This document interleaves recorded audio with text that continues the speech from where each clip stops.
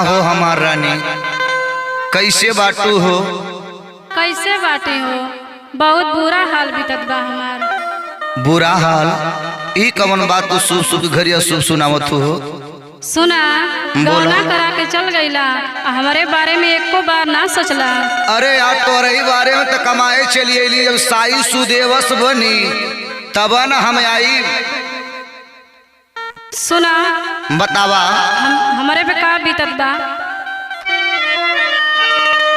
अरे गौना करा के पिया गईला परदेसवा।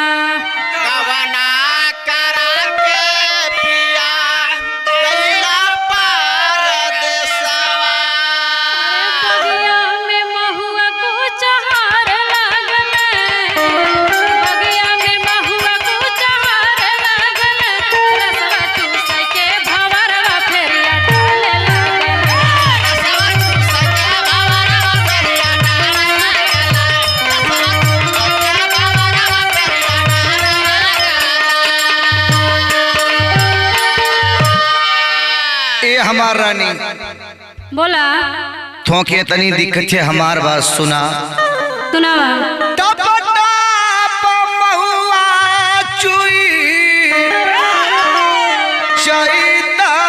महीनावा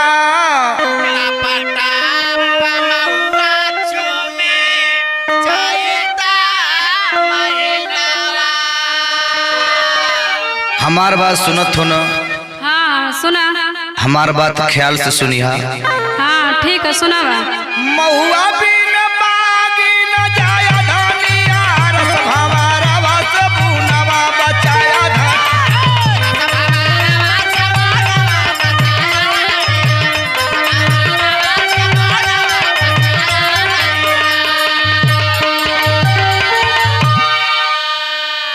सुना, बोला।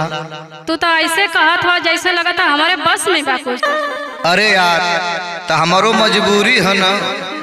सुना, चल तो ना सोचला एको बार हमारे बारे में, अब फोने में ऐसे बतियावत हवा। अपने परिवार से ना बतियाई तो कैसे बतियाई? हाँ सुना। बोला। जोश जहिया से आयल जवानी में हो, लल भाई से राजा पानी में हो।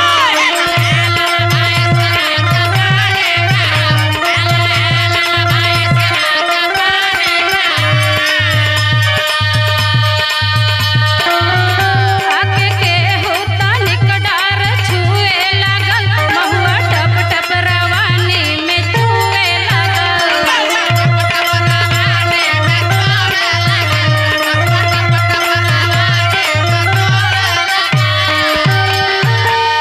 अब बर्दाश्त नहीं के होता। सुना। बोला।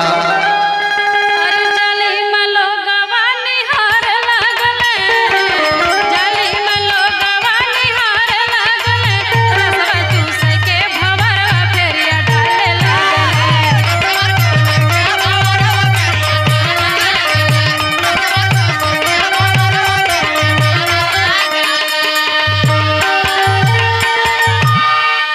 ए हमार रानी, सुनावा सुनावा। हमरो कुछ मजबूरी, हमार बात सुना।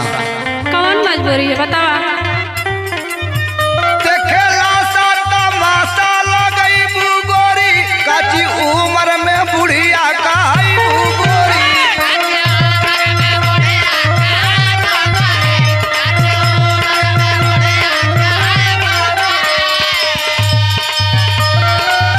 महुआ चुवत बचुए ना भोरा में हो, घर आके उठा ले हम कोरा में हो।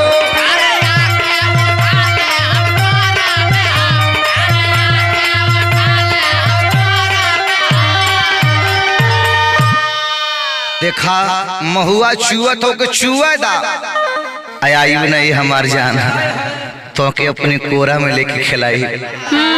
सुना।